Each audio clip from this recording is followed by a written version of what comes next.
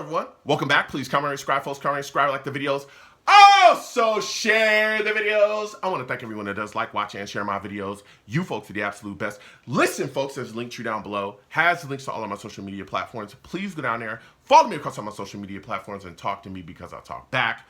Also down there as well as links to all of my YouTube pages. Please go down there, subscribe to all my YouTube pages, and turn on your notifications so when I post content, you folks will be in the know.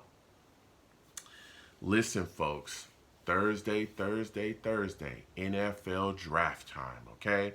I'll be doing a live draft party right here on the channel. We'll be watching the NFL draft together, and once the Jets make their pick, okay, I'll be taking live calls on the radio show, and we'll be talking about everything that we've seen in the draft. Call in. I'll be taking live callers once the Jets make their pick, and we'll go back and forth about this football team. So with that said and done and put to the side,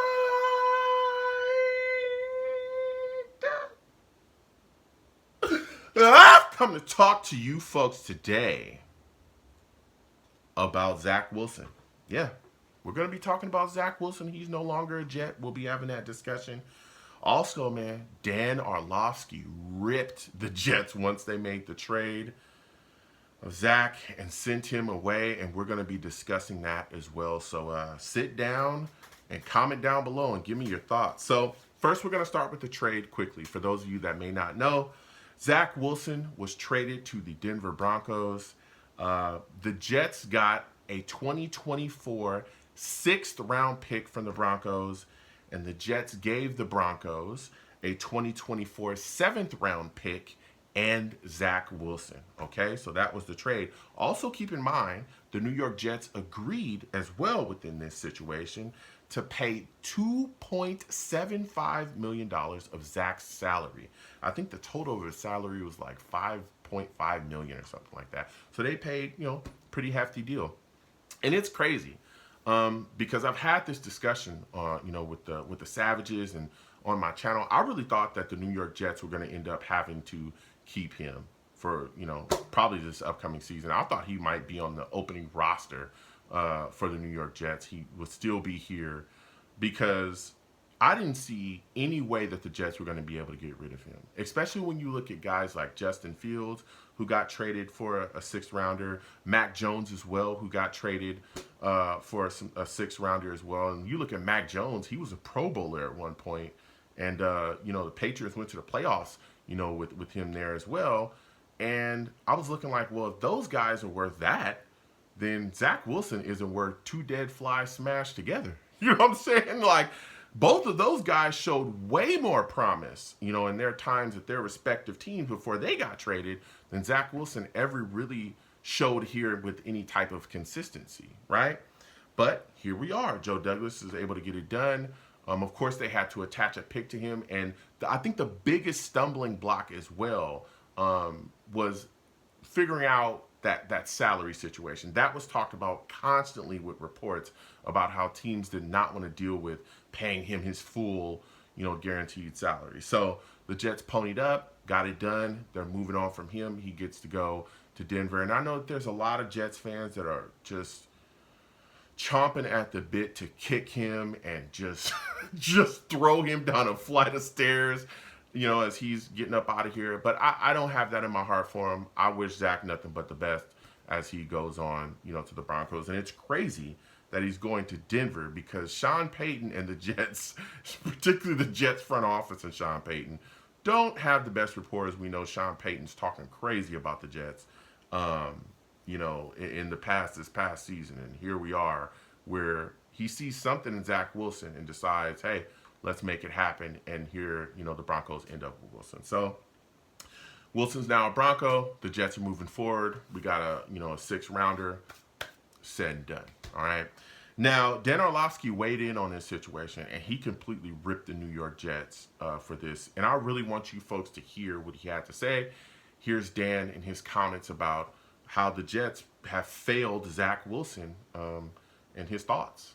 Yeah, this is the Jets' fault. Okay, they failed Zach Wilson, and I think there has to be so much to be learned by other teams. I think specific to the Jets, Zach Wilson had flaws coming out of college. They immediately put him on the field. When you take players that have specifically mechanical flaws, and you put them on the field, you set them up for failure. And Zach didn't do himself any favors. Like, the two things that were Zach's issues coming out of school were he was in his lower half a problem, mechanically not consistent. That has never been fixed, partly because of having to play right away, and then he panicked with the football, and that has never been fixed, partly because he had to play right away. So there is some onus on the player, but in many ways, this is a Jets failure, and I hope that we as an NFL group and organizations start to pay attention to this, that if you just take these young players and they don't have these unique skill sets and they have flaws that they don't get the chance to figure out, they are going to fail at that position. Wow, right? Wow. And I really, first off, I want to start off, I have nothing but respect for Dan and everything that he's done, everything he does, you know, on TV and everywhere else. Very bright guy, clearly knows football through and through, and is a really good analyst. And I see some of his points, but I disagree with them more than I agree, okay? And here's where I disagree. It's a couple things. One, this idea that starting quarterbacks in year one is just automatically a failure if they're not, you know, Drew Brees or Peyton Manning or something like that, I think is ridiculous. We're not the only team to ever start a quarterback that was deficient in certain areas coming out of the draft. There's been tons of teams that have done that. That's what happens in this league now, right? You look at the situation, Josh Allen was playing year one of his career, and we all knew he had deficiencies, right? Major deficiencies in accuracy and all those things, but he's still out there, and look what the Bills have been able to do, right? You also look at guys like Lamar Jackson. There was deficiencies in his game as well, so much so there was a lot of people talking about him being better off as a wide receiver than a quarterback. Anybody remember that discussion that people were having about Lamar Jackson? I thought it was ridiculous, but still and yet, the Ravens took him, they believed in him, and they put him out there his rookie year, and look where he's at, right? You look at guys like Baker Mayfield. Nobody said nothing when the Cleveland Browns started him and things didn't work out, right? He started year one. They took him high in the draft. Trevor Lawrence didn't come out perfect. There were still deficiencies in his game as well. He's a young guy, but he started day one out there in Jacksonville. That's what happens, man. When you're taking guys, particularly when you're taking guys high in the draft, like we took Zach Wilson, they're coming out and they're going to start. That's why you're taking them. This is today's NFL. That's what happens. Guys don't get to sit on the bench anymore for 3 or 4 years behind other quarterbacks like Aaron Rodgers did, and then you wait and then you put them in. That's not everybody's story in the NFL, and it hasn't been everyone's story in the NFL for a long time, especially for quarterback-starred franchises like the New York Jets, right? That was never the truth. And we walked into that draft knowing that he was going to start day one. Sam Darnold was gone. It was wide open. It was wide open, man. So come on. And also this swirling idea that the New York Jets are just changing their offensive coordinators every year to Zach, that is not true. Mike LaFleur was here for Zach Wilson's first 2 years, okay? And he struggled. Mike LaFleur was here in 2021, his rookie year, and 2022, okay? And he struggled in those years. But what was crazy about watching him struggle, particularly in 2022, was that other quarterbacks stepped up. The other quarterbacks that we had here stepped up within the same offense with a lot of the same issues, and they were able to produce when Zach Wilson didn't. I'll tell you what, his first year, Josh Johnson, Joe Flacco, they put things together. They didn't have issues going out there. They looked way better in LaFleur's offense than he did. What about Mike freaking White? Anybody forget that? All right, year two, he was unbelievable for a stretch before, he got his ribs jacked up, right? So it's like, come on, man. Then this idea that Joe Douglas didn't do anything to help Zach Wilson, there wasn't enough weapons. There's people running around saying that. What are you guys talking about? Joe Douglas did a whole heck of a lot to prepare Zach Wilson, to set the table for him. He got him weapons. Anybody remember Breece Hall? Yeah, he was ripping it up. What about Garrett Wilson? He was ripping it up too. He went and got Conklin, C.J. Uzomah. I can keep naming the guys. There were some injuries along the offensive line, right, that kind of put some things in question there. But again, the quarterbacks that stepped in were able to succeed and put things together with those issues as well. So, I mean, come on. And even then, the Jets literally had a top defense in the league. Zach Wilson was so bad in year two. The Jets literally had a 6 game losing streak to end the season. If they would have won one of those games, just one of those games, the Jets would have went to the playoffs. They didn't win one game with 6 games left in the season and didn't score a touchdown in the last 3 games.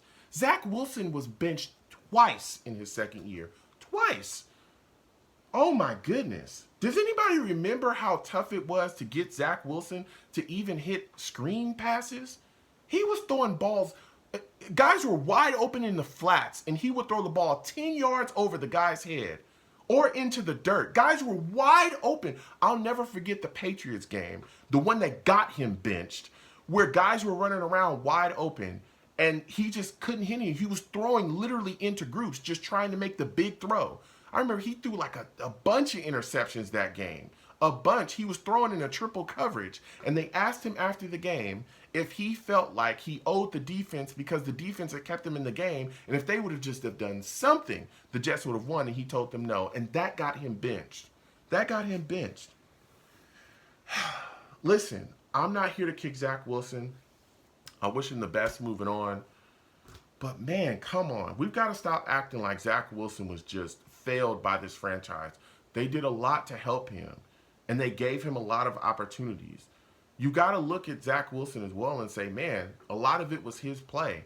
Even last season when Aaron Rodgers went down, there were some moments. That Chiefs game, he was phenomenal. He was phenomenal, but there were also bad moments as well where you could see that Zach just, man, he just didn't have it. He just didn't have it. So we're moving on from him. Or we've moved on from him already. And again, I wish him nothing but the best with the Broncos. I wish him nothing but the best. But the Jets have a lot of things moving and shaking this year. A lot of big expectations. And I'm excited for what the Jets are doing. So, here we go. We got to keep it moving. Draft's coming up. We got to get this done. Comment down below. Let me know what you folks think. How do you feel about the trade? All right? Let me know. All right? What are your thoughts? Do you believe the New York Jets failed Zach Wilson? Comment down below. Let me know what you folks think. You folks have a good one. Peace.